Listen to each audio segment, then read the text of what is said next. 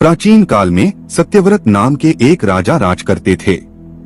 वह प्रतिदिन पूजा पाठ किया करते थे। उनकी भगवान में बहुत ही गहरी आस्था थी। उनके पास किसी भी चीज की कोई कमी नहीं थी। वह धन दौलत से लेकर हर प्रकार की सुख सुविधा से समृद्ध थे। हालांकि इसके बावजूद भी राजा की एक अभिलाषा थी जिसे वह पूरा करने की चाह रखते थे। दरअसल राजा सत्यव्रत को किसी प्रकार से स्वर्गलोक जाने की इच्छा थी। वह अपने जीवन में कम से कम एक बार स्वर्गलोक के सौंदर्य को देखना चाहते थे, लेकिन उन्हें इसका मार्ग नहीं पता था। इधर दूसरी तरफ ऋषि विश्वामित्र अपनी तपस्या के लिए एक दिन घर से बाहर निकले। चलते चलते वह अपनी कुटिया से काफी आगे चले गए थे। काफी समय बीत गया लेकिन वह नहीं लौटे। इस कारण से उनका परिवार भूख और प्यास से तड़प रहा था।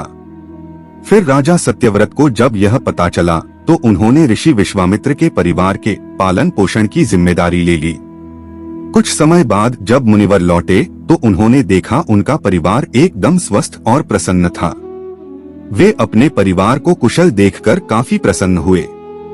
फिर उन्होंने अपने परिवार वालों से पूछा कि उनकी अनुपस्थिति में किसने उनकी देखभाल की। इस पर ऋषि के परिवार वालों ने बताया कि उनके जाने के बाद राजा सत्यव्रत ने उनके पालन पोषण की जिम्मेदारी उठाई थी। यह सुनकर ऋषि विश्वामित्र तुरंत राजमहल पहुंचे और राजा से मुलाकात की। वहां पहुंचकर उन्होंने सबसे पहले महाराज को धन्यवाद कहा। इस पर राजा ने ऋषि से अपनी इच्छा पूर्ण होने का आशीर्वाद मांगा। राजा की बात सुनकर ऋषि विश्वामित्र ने कहा, बोलिए महाराज, आपको क्या वरदान चाहिए? तब महाराज ने कहा, हे मुनि, मुझे एक बार स्वर्गलोक के दर्शन करने हैं। कृपया करके मुझे वहां जाने का वरदान दीजिए। राजा की प्रार्थना सुनकर ऋषि विश्वामित्र ने एक ऐसा रास्ता बनाया जो स्वर्गलोक की ओर जाता था। यह देखकर राजा सत्यव्रत बहुत खुश हुए और वह तुरंत उस रास्ते पर चल पड़े और स्वर्गलोक पहुंच गए। लेकिन राजा जैसे यहाँ पहुँचते ही इंद्रदेव ने उन्हें नीचे धक्का दे दिया, जिसके कारण वो सीधे धरती पर जा गिरे। फिर राजा सत्यव्रत ने तुरंत सारी घटना ऋषि विश्वामित्र को बताई। फिर क्या था, राजा की बात सुनकर ऋषि विश्वामित्र गुस्से से आग बबूला हो उठे। उन्होंने तुरंत सभी देवताओं से इस बारे में बात की और इस समस्या का हल निकाला, जिसके बाद राजा के लिए एक नया स्वर्गलोक बनाया गया। नए स्वर्गलोक को पृथ्वी और देवताओं के स्वर्गलोक के बीचों बीच स्थापित किया गया था ताकि किसी को परेशानी न हो।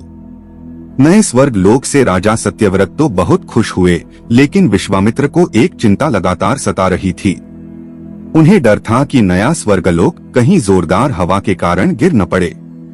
अगर ऐसा होगा तो राजा सत्यव्रत दोबारा से धरती पर जा गिरेंगे।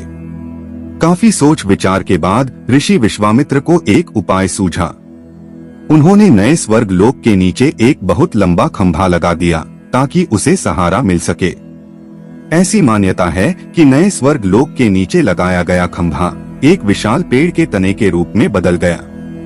यही नहीं, कुछ समय पश्चात जब राजा सत्यव्रत की मृत्यु हुई तो उनका सिर एक फल में तब्दील हो गया। तभी से इस खंभे को नारियल का पेड़ कहा जाने लगा, जबकि राजा का सिर नारियल के रूप में जाना गया।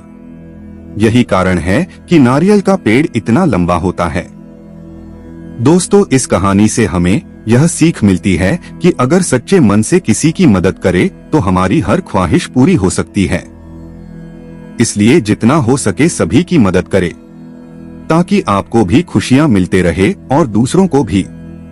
आशा है आपको ये कहानी पसंद आई होगी। ऐसे ही और ज्ञानवर्धक और आध्यात्मिक कहानियों को सुनने के लिए चैनल को सब्सक्राइब और वीडियो को लाइक करना ना भूलें। धन्यवाद।